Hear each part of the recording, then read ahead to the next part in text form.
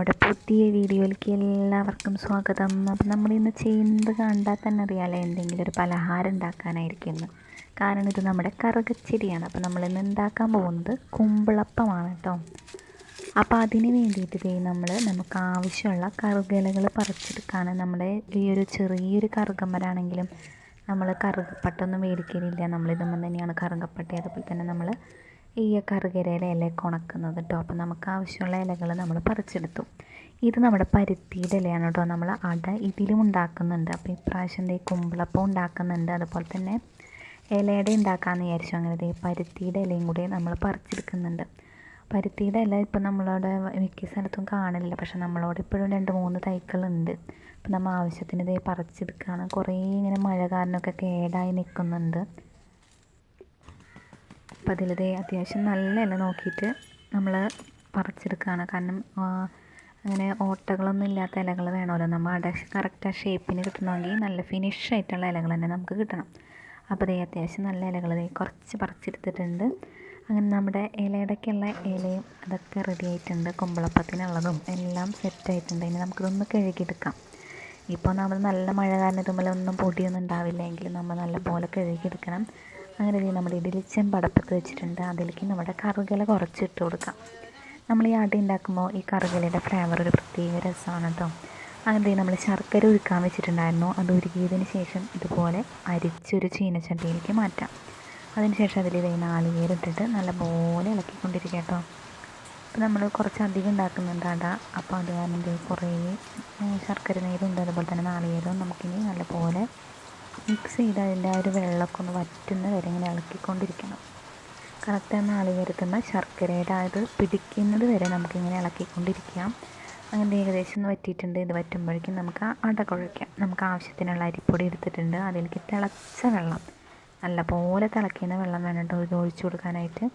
എന്നിട്ട് നല്ലപോലെ ഇളക്കി കൂട്ടിയാൽ നമ്മുടെ പൊടി ഇതിൻ്റെ ഇരട്ടിയായിട്ട് മാറും. അത്രയും വെള്ളത്തിൻ്റെ ആ ഒരു ചൂടിൽ നമ്മുടെ പൊടി എന്ത് ചെയ്യും, പൊങ്ങി വരാനായിട്ട് തുടങ്ങട്ടോ. നല്ലപോലെ സോഫ്റ്റ് ചെയ്ത് നമ്മളിതുപോലെ ഇളക്കി മിക്സ് ചെയ്തെടുക്കണം.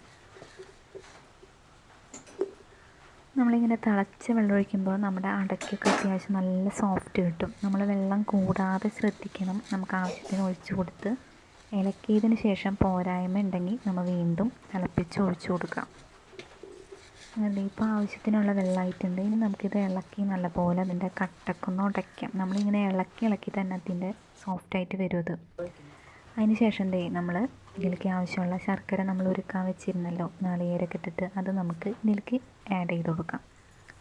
നമ്മൾ കുമ്പിളപ്പം ഉണ്ടാക്കുന്നുണ്ട്, അതുപോലെ തന്നെ ഇലയുടെ ഉണ്ടാക്കുന്നുണ്ട്. അപ്പോൾ ഒരു സൈഡിൽ വെച്ചിട്ടാണ് നമ്മൾ കുമ്പിളപ്പത്തിന് വേണ്ടിയിട്ടാണ് നമ്മൾ ഈ കുഴയ്ക്കുന്നത് കേട്ടോ.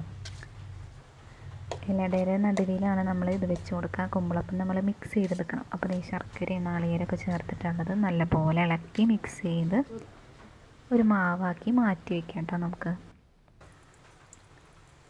അങ്ങനെ ഇതുപോലെ നമ്മുടെ മാവ് സെറ്റായിട്ട് വന്നിട്ടുണ്ട്.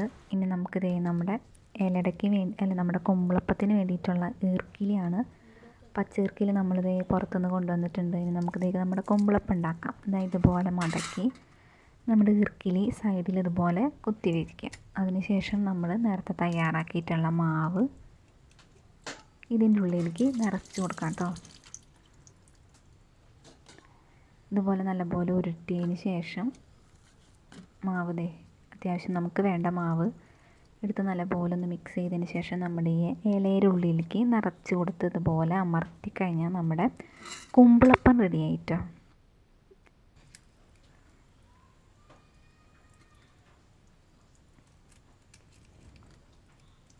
നമ്മൾ വൈകുന്നേരത്തിനൊക്കെ വേണ്ടിയിട്ട് നമുക്ക് ഇങ്ങനെ പലഹാരമൊക്കെ ഉണ്ടാക്കാം. പുറത്തുനിന്നൊക്കെ മേടിക്കുന്നതിനൊക്കെ എത്രയോ നല്ലതാണ് നമ്മുടെ വീട്ടിൽ ഇങ്ങനത്തെ പലഹാരങ്ങളൊക്കെ ഉണ്ടാക്കുന്നത്. അപ്പോൾ അത്യാവശ്യം നല്ല ടേസ്റ്റും ഉണ്ടാവും. നമുക്ക് നമ്മുടെ ആരോഗ്യത്തിനും നല്ലതാണ് ഇങ്ങനത്തെ അടയൊക്കെ കഴിക്കുന്നത്. അപ്പോൾ ഇതുപോലെ നമുക്ക് ആവശ്യമുള്ള കുമ്പിളപ്പങ്ങൾ തയ്യാറാക്കിയിട്ടുണ്ട്. ഇനി നമുക്ക് നമ്മുടെ അടപ്പത്ത് വെള്ളം തിളയ്ക്കുന്നുണ്ട്, അതിലേക്ക് നമുക്ക് വെച്ച് കൊടുക്കാം. അത്യാവശ്യം നല്ല ആവി പറക്കുന്നുണ്ട് കേട്ടോ. അത്യാവശ്യം നല്ലപോലെ തിളച്ചിട്ടുണ്ട്. ഇനി നമ്മുടെ കുമ്പിളപ്പം നമുക്ക് നമ്മുടെ ഇഡ്ഡലിച്ചെമ്പിലോട്ട് വെച്ച് കൊടുത്ത് നല്ലപോലെ മൂടി വെച്ച് വേവിക്കാം കേട്ടോ. അത് വേവുന്ന സമയം കൊണ്ട് നമുക്ക് ഇലയുടെയും അതുപോലെ തന്നെ പരുത്തിയുടെ ഇല ഉപയോഗിച്ച് നമുക്ക് അട ഉണ്ടാക്കാം.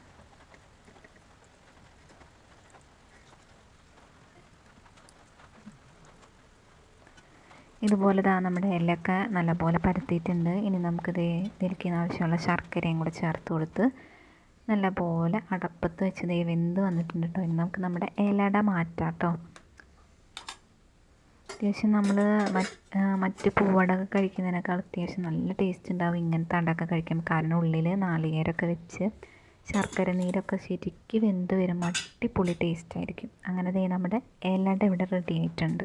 ഇനി നമ്മുടെ പരുത്തിയുടെ ഇല നല്ല പോലെ കഴുകി വൃത്തിയാക്കിയിട്ടുണ്ട്. ഇനി നമുക്കതിൽ നമ്മുടെ അട പരത്തി കൊടുക്കാം കേട്ടോ. ശരിക്കും ഇങ്ങനെ പരത്തുമ്പോഴാണ് ശരിക്കും ഒരു ആലിലയുടെ പോലെയാണ് നമ്മുടെ പരുത്തിയുടെ ഇല കേട്ടോ. ഇതിലേക്ക് നമുക്ക് നേരത്തെ തയ്യാറാക്കി വെച്ചിട്ടുള്ള നാളികേരം കൂടി നമുക്ക് ചേർത്ത് കൊടുക്കണം. ഇതുപോലെ മതി ഷേപ്പിനൊക്കെ ആയിട്ട് പരത്തുന്നത്. നല്ല ഫിനിഷിങ്ങോടുകൂടി ഇതുപോലെ പരത്തുന്നത് കാണാൻ തന്നെ ഒരു ഭംഗിയല്ലേ. ഇനി നമുക്കിതിലേക്ക് നാളികേരം കൂടി ചേർത്ത് കൊടുത്ത് നേരത്തെ ഇലട നമുക്ക് അടുപ്പത്ത് വേവിച്ച പോലെ നമുക്കിതിലും വേവിച്ചെടുക്കാം.